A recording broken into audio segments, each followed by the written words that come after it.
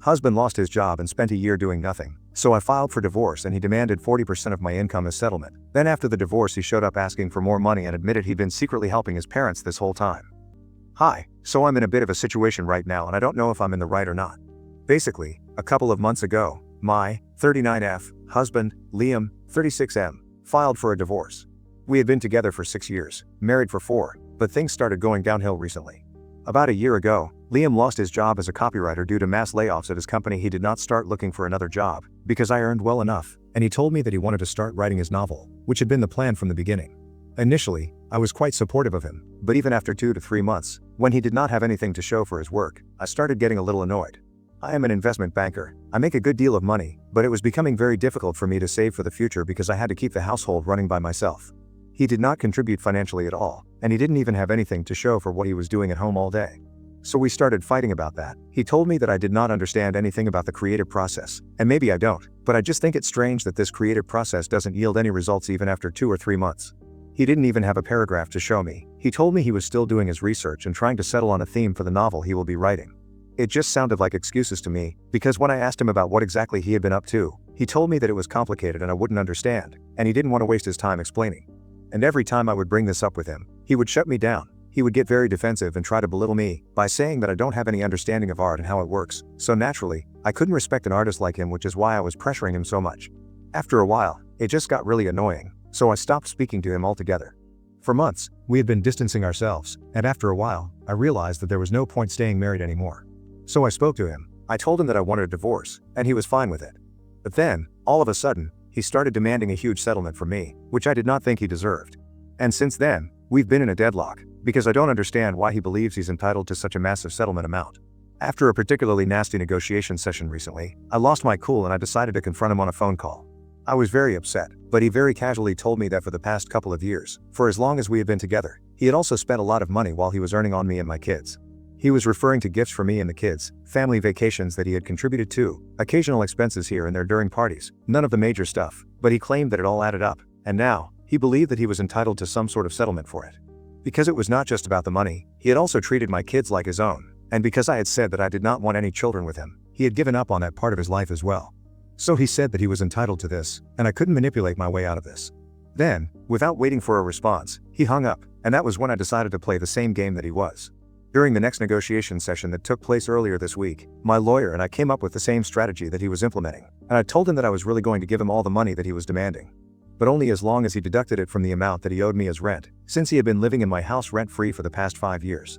He moved in with me 1 year after we had started dating, and since then, he had never had to worry about rent, utilities, groceries, gas. I had my own money, and then, my ex-husband also paid child support, so it was enough for me to keep the household running without any substantial help from him.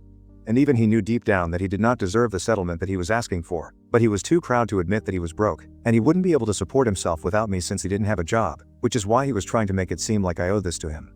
So if he was going to play mind games, I was going to do the same.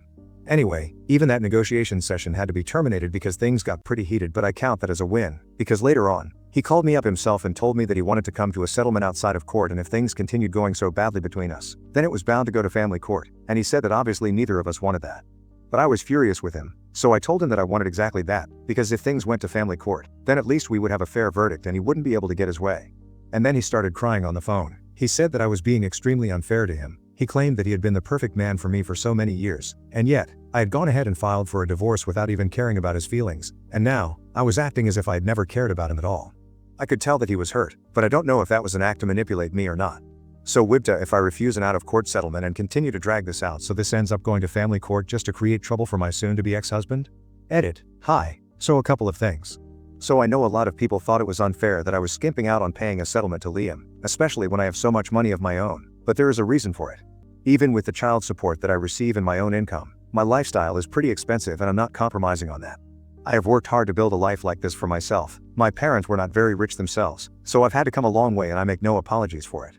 And just to be clear, it's not like I had refused to pay any sort of settlement to Liam at all. I knew that he was unemployed right now, and he had gotten used to a certain kind of lifestyle, so I was ready to pay some sort of alimony until he got back on his feet. But I was only willing to pay a reasonable amount, while he is demanding almost 40% of my income right now. In no way, shape or form, has he done anything to deserve that, and that's why I'm putting up such a strong fight.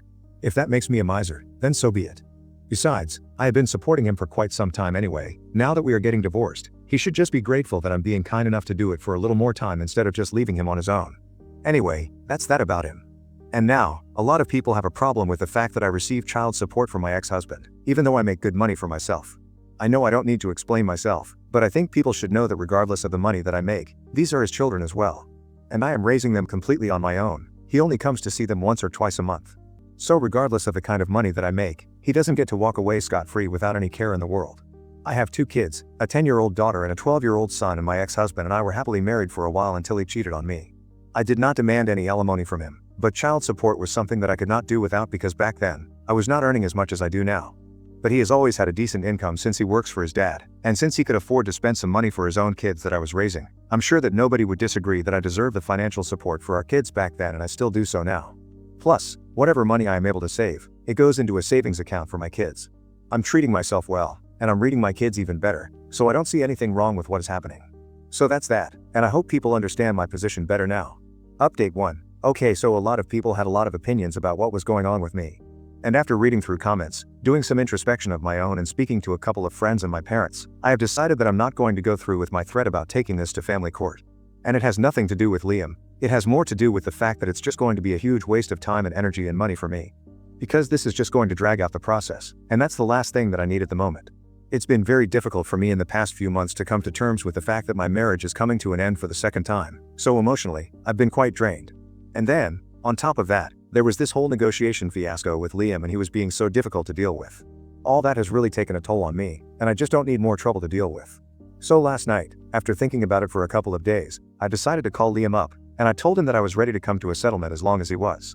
I was hoping that he hadn't changed his mind in the past few days, and luckily, he hadn't. He told me that we could meet with our lawyers in a couple of days, and he was ready to come to terms with whatever I had decided, because even he was not willing to drag this out anymore. So we have decided to meet today for lunch, with our lawyers, of course, and hopefully, we will be able to come to a decision today. In all honesty, I don't know what to expect. I just hope that he doesn't negotiate for a higher amount than what I have decided, because I really don't have the energy to go through with this again. But anyway, thank you so much to everyone who responded to my previous post. It gave me a lot of motivation, since a lot of you were very supportive of me. And I really appreciate that, so thank you for that. Update 2. Okay, so we met for lunch yesterday, and it went smoothly enough. We were there with our lawyers, and for the most part, we only spoke about the legal aspect of stuff. There was no negotiating involved. I quoted an amount that I would be willing to pay, and he was fine with it. Because it was reasonable enough, it was not like I was too stingy or too generous, it was just right. He seemed content enough with that, so we were done with that pretty quickly. Soon enough, our lawyers left, and it was just the 2 of us since their work was done. It was pretty awkward to be alone with each other after so long, especially after so much had happened. But thankfully, he took the lead, and he apologized. He said that he was very upset that I had chosen to file for a divorce, especially because he was not ready to let me go. But then, in the end, he had realized that it was partly his fault as well. Because he had never let me get close to him, and even though he did have a draft already of his work, he had never shown it to me, because he did not think it was good enough, and he was insecure of it. So I kept believing that he had never done anything at home, and he had never bothered to correct my misconception either, because it was a matter of pride for him, and he did not want me to read the draft, dislike it, and then hurt his ego. He had no idea that this would cost him his marriage, so he had behaved like that. I found it very upsetting, because honestly, I had actually believed that he did not do anything at home, and the fact that he had actually been working on something, but had never shown it to me, that hurt me a little. Even if I had criticized him, he should have been able to take it in his stride. I don't know, I just felt very put off by what he said. Because that's where it all started, and it all ended in a divorce. It would have been so easily avoidable, if he would have just been upfront with me instead of constantly trying to belittle me for not being an artist or whatever. But all this was in the past, there was no point in bringing it all up now and dredging up unpleasant memories. This was probably one of the last times that we would be meeting, so I tried to keep it as pleasant as possible. I told him that in the end, it didn't matter what he had done or what I had done. What mattered was that we were getting divorced, and unfortunately, it did not work out for us. But I did wish him the very best, and I hoped that things would come together for him in the future, especially with his novels. On that note, we parted, and it was quite bittersweet, but at least we were able to end things on a good note.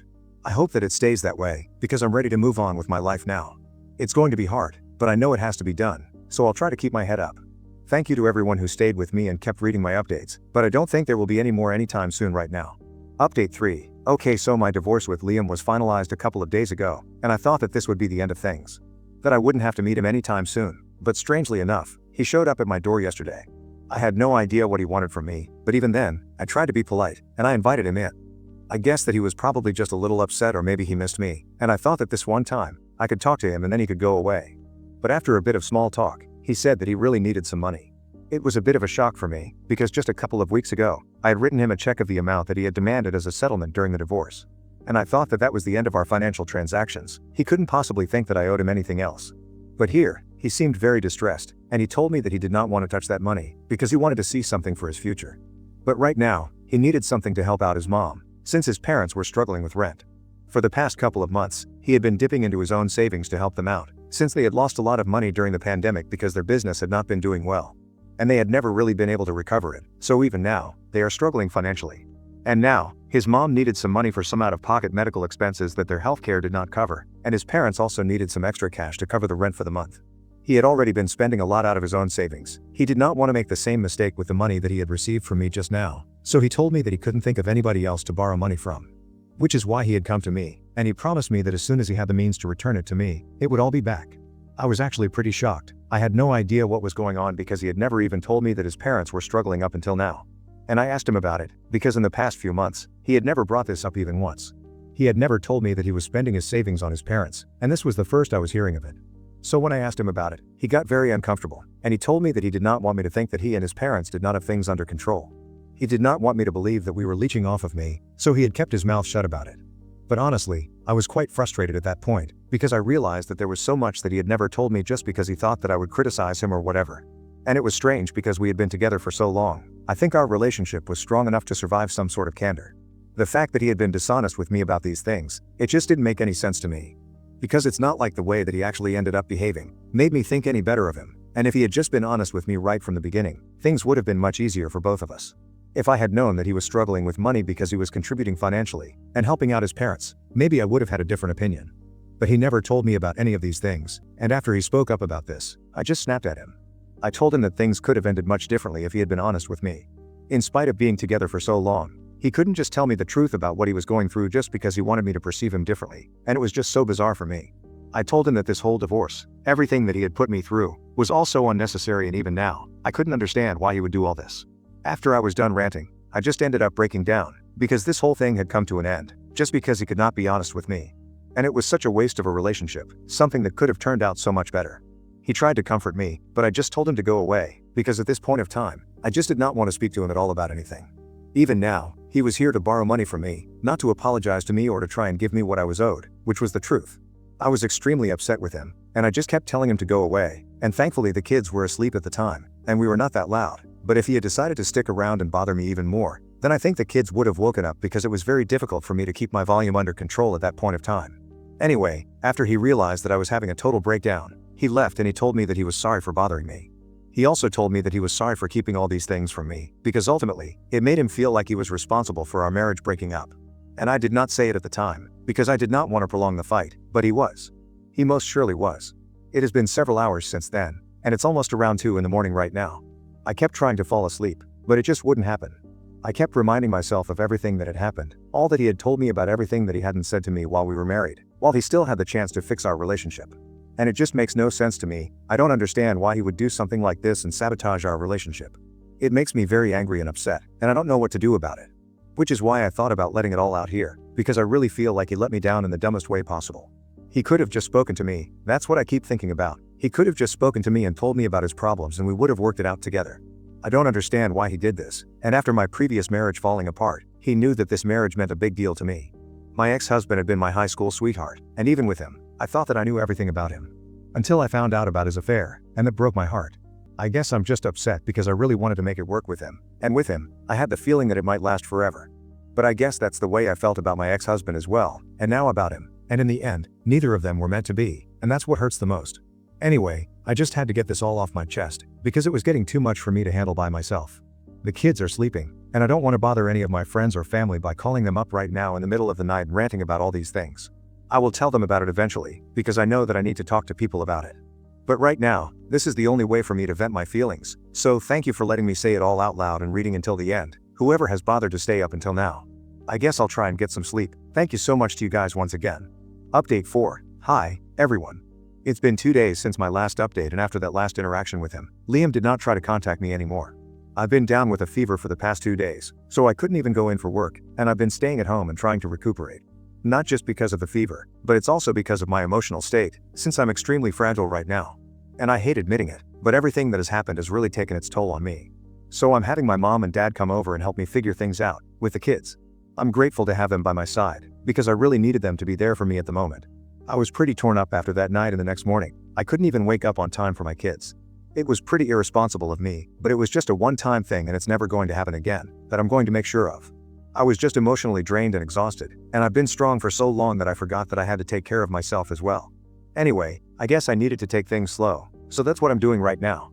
My parents are handling things at home, and I'm just trying to take care of myself. I have blocked Liam everywhere, something that I had not done earlier out of respect for whatever we had shared so far. Also, because it would be pretty inconvenient, I had not blocked him. But now, we don't have anything to do with each other, and after what happened the last time that we met, I really don't want anything to do with him. It's not just out of hatred or whatever, I don't hate him. It's just that everything that has happened has really left a bad taste in my mouth and I can't deal with these things anymore.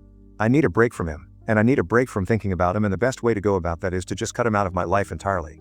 I don't need him around me at the moment, because the last time that we spoke, it really stressed me out and broke my heart. I don't need that, so I think what I'm doing is best for myself. Before blocking him, I did send him a message saying that I did not want him to reach out to me anymore, and I would really appreciate it if he stayed away from me. And I hope that he reads that, and he respects that and stays away now. Update 5. Hi, everyone. So it's been a month since my last update and I'm doing much better now. Thank you so much to everyone who commented on my last post and who reached out to me, it really means a lot to me. I'm doing good, I'm in therapy right now because everything that happened, well, it didn't exactly go down well for me. And I think I would do better with professional help. So that's where it is at with me right now. As for Liam, I did not hear from him for a very long time, but last week, he sent me an email from a new account. He told me that he had read my message, and he was going to definitely stay away from me now, and he was not going to bother me because he knew that whatever he had done, it was not fair to me. He admitted that he had screwed up our marriage, and someday, he hoped that we would be able to reconcile because he still loved me, and because of that, he would respect my wishes and stay away. He told me that he wished me all the best for the future, and he hoped that I achieved everything that I wanted, and said that he was content with just watching from the sidelines and clapping for me. It was really sad to read that, but I didn't know what else to say to that, so I just didn't reply. Anyway, I'm just focusing on myself, my work and my kids right now. I don't have the mental energy to focus on anything else. My parents are not staying with me, they left last week, but they're still dropping by every couple of days to have either lunch or dinner with me and the kids, and I really appreciate that because they're keeping an eye on me and it shows that they are looking out for me. And it's nice to have somebody care for me, after I've spent most of my life caring for other people.